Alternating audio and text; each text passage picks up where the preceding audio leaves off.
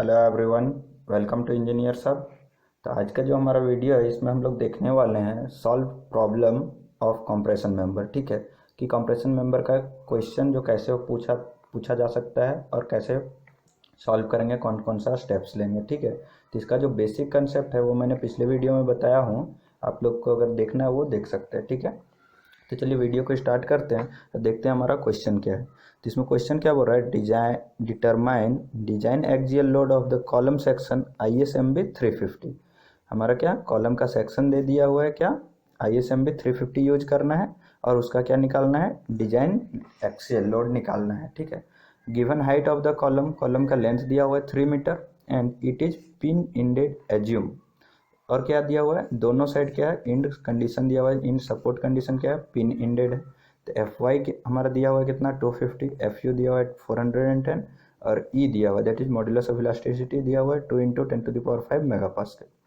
अब देखिए steel table से हम लोग ISMB 350 का डाटा निकाल सकते हैं। ISMB 350 का एरिया कितना होता है 6670 mm², thickness of the flange 14.2 mm, thickness of the web 8.1 mm और width 140 mm, depth 350 mm, radius of gyration about ZZ axis that is 140 mm और radius of gyration about YY axis that is 28.4 mm। ठीक है, ये सारा value हम लोग कहाँ से निकालेंगे, ये स्टील टेबल से। ठीक है, तो देखिए design load carrying capacity of the column PD क्या होता है हमारे पास, FCD × AG as per the LSM। ठीक है, और यू कैन से IS 800 2007।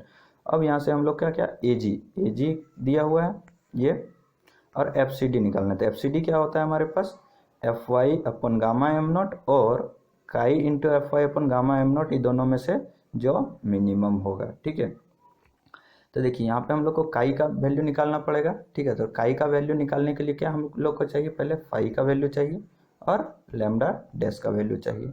अब देखिए फाई का जो वैल्यू निकालेंगे, और फाई का वैल्यू निकालने के लिए हम लोग को क्या चाहिए, अल्फा का वैल्यू चाहिए। ठीक है, तो अल्फा का वैल्यू कैसे निकलेगा, based from the buckling class table से। ठीक है, और लैम्डा का वैल्यू निकालने के लिए FCC/FY दिया हुआ है और FCC निकालने के लिए क्या चाहिए हम लोग का, रेडियस ऑफ गायरेशन चाहिए और सिलेंडरनेस रेशियो चाहिए। चलिए एक वन आफ्टर अनदर सारे डाटा को कलेक्ट करते हैं। देखिए हम लोग पहले निकालते हैं क्या, L इफेक्टिव क्या है, दोनों साइड पिन सपोर्ट है कुछ इस टाइप से। ठीक है, तो इसका as per the IS 800 effective length कितना हो जाएगा, सेम रह जाएगा L0 के बराबर दैट इज 3 mm, और R मिनिमम दिया हुआ है हमारे पास 28.4 mm। तो लैम्डा निकाल लेंगे, तो लैम्डा का वैल्यू क्या आ जाएगा, L इफेक्टिव/R मिनिमम। यहाँ से हम लोग पुट किए वैल्यू, तो हमारे पास लैम्डा का वैल्यू आ गया कितना 105.63। अब लैम्डा डैश के लिए क्या चाहिए, फॉर्मूला हमारे पास है FY/π² EI × lambda.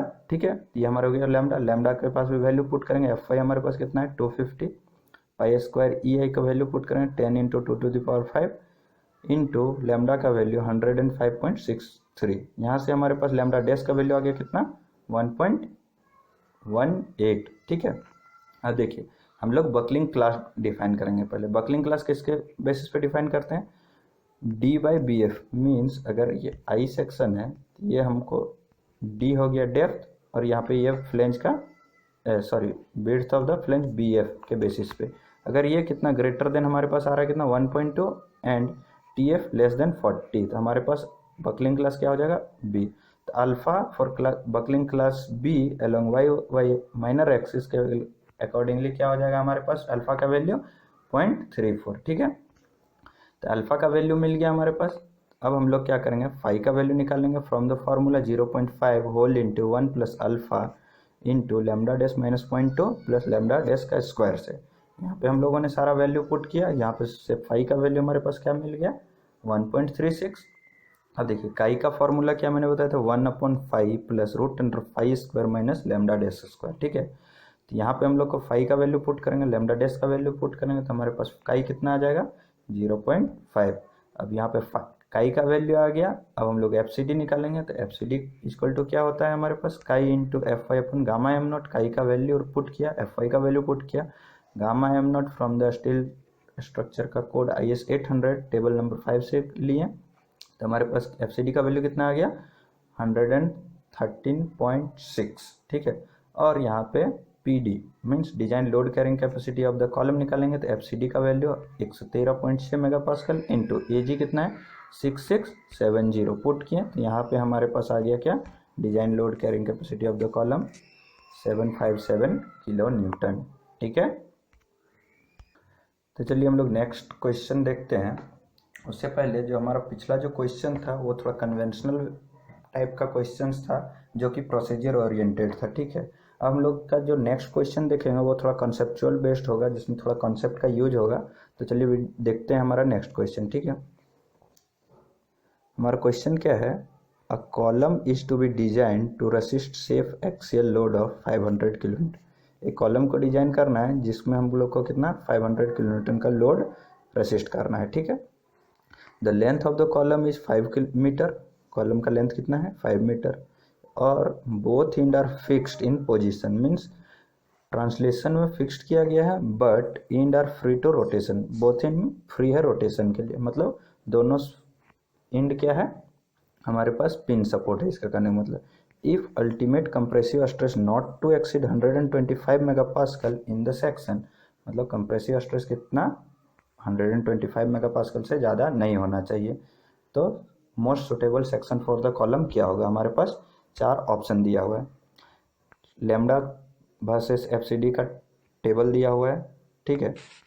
For lambda is equal to 70 FCD is equal to 140, for lambda is equal to 80 FCD is equal to 130, for lambda is equal to 90 FCD is equal to 120, and for lambda is equal to 100 FCD is equal to 110।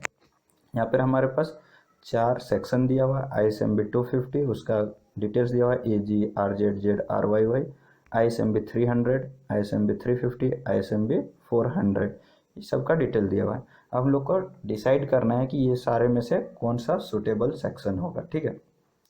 तो suitable section में हमारे पास पहले क्या दिया हुआ है question में कि जो भी स्ट्रेस है वो हमारा कितना होना चाहिए 125 मेगापास्कल से ज़्यादा नहीं होना चाहिए, ठीक है।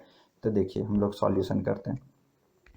जो FCD रिक्वायर्ड है वो कितना दिया हुआ है हमारे पास 125 से ज़्यादा नहीं हो, तो FCD इक्वल टू क्या होता है हमारे पास, sorry load carrying capacity of the column P equal to क्या होता है FCD इंटू A। तो यहाँ से हम लोग A निकाल सकते हैं, FCD दिया हुआ है, P भी दिया हुआ है, ठीक है। तो यहाँ से एरिया रिक्वायर्ड हम लोग निकालेंगे P बाय FCD, यहाँ पे P दिया हुआ है हमारे पास कितना 500 किलो न्यूटन, ठीक है, और FCD रिक्वायर्ड 125। यहाँ से हम लोग एरिया निकालेंगे, कितना होगा एरिया रिक्वायर्ड 600 mm², मीन्स जो भी कॉलम यूज करेंगे उसका एरिया मिनिमम 600 mm² होना चाहिए। तब देखिए चारों ऑप्शन में हम लोग देखते हैं कौन सा चारों ऑप्शन का जो सेक्शन है उसमें से कौन सा कॉलम का एरिया ज़्यादा है हमारे पास 6000 mm² से। तो देखिए ये कम है मीन्स ये ऑप्शन गलत, ये 6000 से कम है मीन्स ये ऑप्शन गलत। सी इसमें क्या है ज़्यादा है, ये ऑप्शन सही हो सकता है, नॉट कन्फर्म, ठीक है। उसके बाद फोर्थ वन ये भी ज़्यादा है, ये भी हो सकता है, अभी तक कन्फर्म नहीं है। अब देखिए हमारे पास क्या है बेस्ड ऑन द एरिया हम लोग क्या 2 ऑप्शन एलिमिनेट कर चुके हैं, अब हम लोग को 2 में से सेलेक्ट करना है। तो 2 में से क्या ऑप्शन बचा गया अब हमारे पास रेडियस ऑफ गायरेशन। अब based on radius of gyration हम लोग दोनों में से कोई एक ऑप्शन एलिमिनेट करेंगे। कैसे एलिमिनेट करते हैं चलिए देखते हैं। तो रेडियस ऑफ गायरेशन निकालने के लिए हम लोग को क्या चाहिए R इक्वल टू √I/A चाहिए, ठीक है। और यहाँ से अगर नहीं निकलता है तो हम लोग क्या फ्रॉम सिलेंडरनेस रेशियो से निकालेंगे, ठीक है। L इफेक्टिव हमारे पास कितना हो जाएगा 0.8 इंटू 5 मीटर का था, दोनों साइड पिन सपोर्ट था कुछ इस टाइप से, राइट, कुछ इस टाइप से। तो हमारे पास इफेक्टिव लेंथ क्या हो गया 0.8 इंटू 5 दैट इज 4 mm।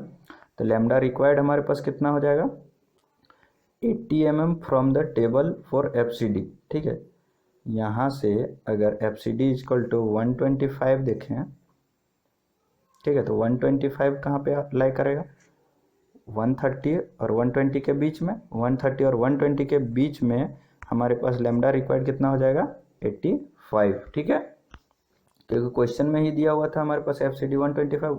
और 125 के कोरस्पॉन्डिंग लैम्डा हमारे पास कितना आ गया, हमारे पास 80। ठीक है, ये दोनों वैल्यू को इंटरपोलेट करके हम लोग कैलकुलेशन किए, इसके और इसके बीच में हमारा कितना 125, तो कॉरस्पॉन्डिंग इसके बीच में इंटरपोलेट करके हम लैम्डा निकालें और corresponding to that lambda value, ठीक है, हम लोग आर मिनिमम निकाल लेते हैं। आर मिनिमम कितना रिक्वायर्ड हमको हो जाएगा, एल इफेक्टिव लैम्डा से हमारे पास 41.07 m, ये इतना हमको रेडियस ऑफ गायरेशन रिक्वायर्ड है। अब देखिए हम लोग दो ऑप्शन में से सेलेक्ट करते हैं कि किसका रेडियस ऑफ गायरेशन 47.01 mm से ज़्यादा है। ठीक है, तो minimum radius of gyration that is R Y Y को देखेंगे तो देखते हैं इसमें से, देखिए आर वाई वाई कितना है इसमें 46.9, तो हमारे पास ये कितना है, कम हो गया 47.01 से, मीन्स ऑप्शन नंबर सी भी गलत है। तो हमारे पास option number C is the right answer for this question. इसमें क्या एरिया भी ज़्यादा हो रहा है और रेडियस ऑफ गायरेशन भी जो भी मिनिमम रिक्वायर्ड है वो ज़्यादा हो रहा है। तो जो भी क्वेश्चन है उसके कॉरस्पॉन्डिंग हमारा मोस्ट सुटेबल सेक्शन कौन सा हो जाएगा, ISMB 400। ठीक है, तो ये हमारा हो गया सॉल्व एग्जाम्पल, राइट। तो चलिए यहाँ वीडियो को स्टॉप करते हैं। जो हमारा नेक्स्ट वीडियो होगा उसमें हम लोग बात करेंगे बिल्ट अप सेक्शन के बारे में, that is lacing system and batten system. ठीक है, तो अगर आपको ये वीडियो अच्छा लगा होगा तो लाइक शेयर सब्सक्राइब कीजिए। Thank you.